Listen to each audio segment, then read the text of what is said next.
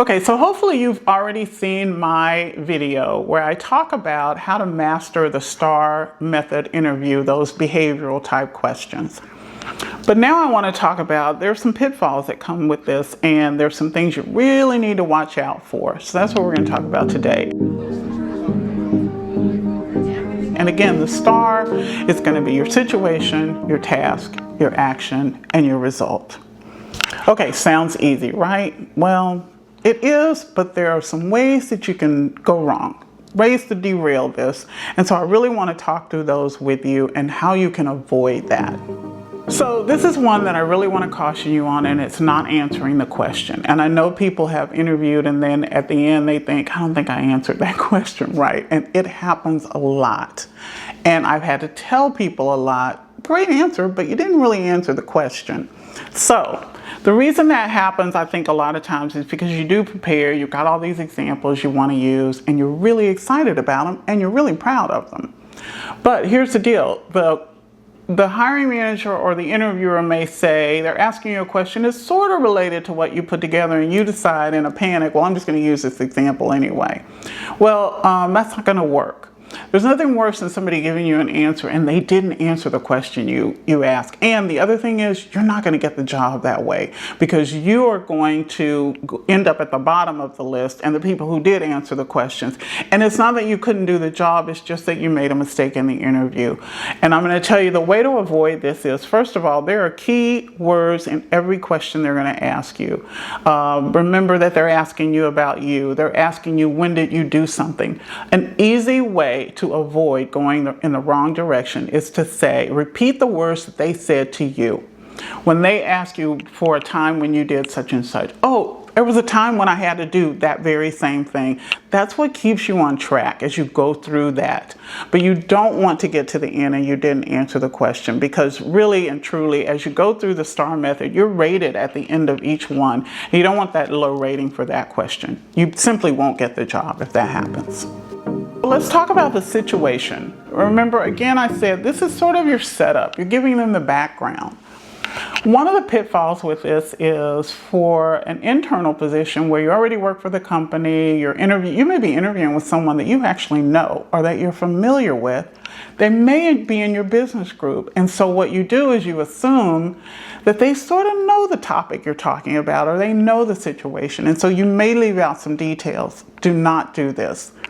You don't want to go overboard, but be able to tell them exactly what they need to know to understand the rest of the answer that you're going to share. But don't make assumptions and think, oh, they know that story. Don't do that. You're being judged on this interview and you're being compared to other people. So don't do that.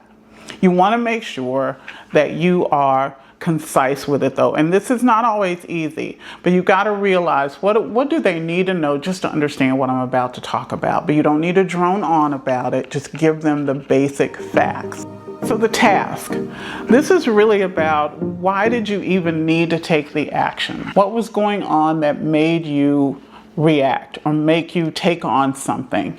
You want to make sure that you are painting that picture to say, you've already told them the background. Now here's what needed to be done, and then you're going to move into the action. But always remember that you want to tell them, why did I need to do that? What was going wrong? What was happening? What were you asked to do? Sometimes you're just requested to do something. Well, then just tell them that. And this is probably the briefest part of your answer. You're going to spend more time on the other sections of the answer. Okay, so let's talk about the action. If you watch my previous video, I've suggested that you create a grid and you have your examples all lined out so that they're really easy to look at, and you've got bullets there and you can just sort of glance at them, and then you're going to tell your story, okay? This is where you need to shine. This is where you need to talk about yourself. This is where you need to share what you've worked on. This is sort of the victory lap, okay? So you want to be prepared with, what action did you take? And it's your story. You know what action you took. So just tell them that. Again, don't keep repeating yourself. Don't drone on. Just simply say, here's what I did. This is the action I took. Be sure to focus on you. Again, you may have worked with some other people, but pick the parts out of that activity where you were responsible, where it was your idea, where you were able to shine. So focus on that. Now the result. This is really important because this is an area where you really can stand out, and I'll tell you why. You're going to talk about how things ended up, and it's really easy to fall into that trap of saying the same thing that everybody else says. Everybody will say, oh, it turned out great. They loved it. Everybody liked it, or it worked out well. And that's fine if that's what happened. But I'm hoping what you do is use examples where you have more quantitative results. So that could be a myriad of things.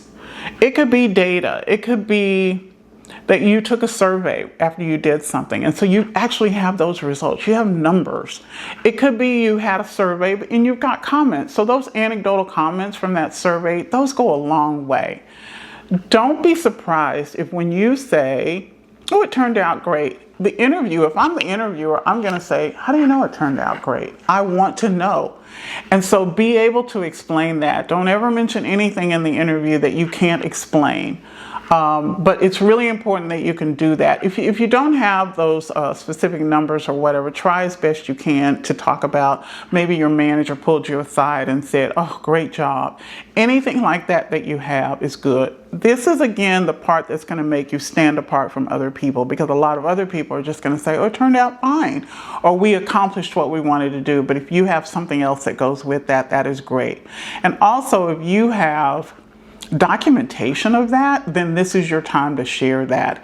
If you put together a portfolio, if you put together a brag sheet, then you can actually hand that to them, or you can email that to them after the interview. But those are the things that actually are going to separate you from the pack, I promise you. Now, if you've stayed with the video this long, I've got a bonus tip for you. And this is, you may go through a hiring process where before you ever get to interview with someone, sometimes you have to take a test, but sometimes they actually give you a written assignment. Now, I have seen people take that written assignment and make the exact same mistakes that I've talked about before. So you've been given a question, you need to write out your answer. So this should be much easier than interviewing. Think about it. You're not face-to-face. You don't have impromptu. You have time to prepare and get it together. Now, I have seen people put their answer together, and it's this huge paragraph. And I look at it, and I'm just like dreading reading it. And that's what's going to happen with the recruiter or the hiring manager. They're going to be like, oh my gosh. So I'm going to encourage you to start off with create your, make sure you have small paragraphs. Create your situation, your task, your action, your result. Some people actually will turn that in with those sections labeled. I wouldn't do that because I think it's a little bit more professional if you don't do that. You can do that to start and then remove that. But make sure you're following that pattern. Also, only write what you need to. Give them, tidbits of information that they need. And then separate it. Do not have this massive paragraph because people dread looking at that. But keep it simple. Also, this is your opportunity. Let somebody else read it for you and give you advice. I have told so many people, first of all, you didn't answer the question, or you went off on a tangent, or here, you don't even need this information. It's unnecessary. Keep it simple. Because remember, they're going through writing written answers from everyone. And so the last thing you want to do is to tell yourself, I lost out on that job because I didn't give a good written example. It's the easiest thing you're going to do in the whole interview process. So there's no reason not to nail it, because after you write it, get someone you trust that's really going to be honest with you to give you feedback, get it all cleaned up, and then turn it in. Because you always want to make it past that written part of the hiring process. So that's my tip for that one. So hopefully all of this helps you and you can work your way right into the job that you want.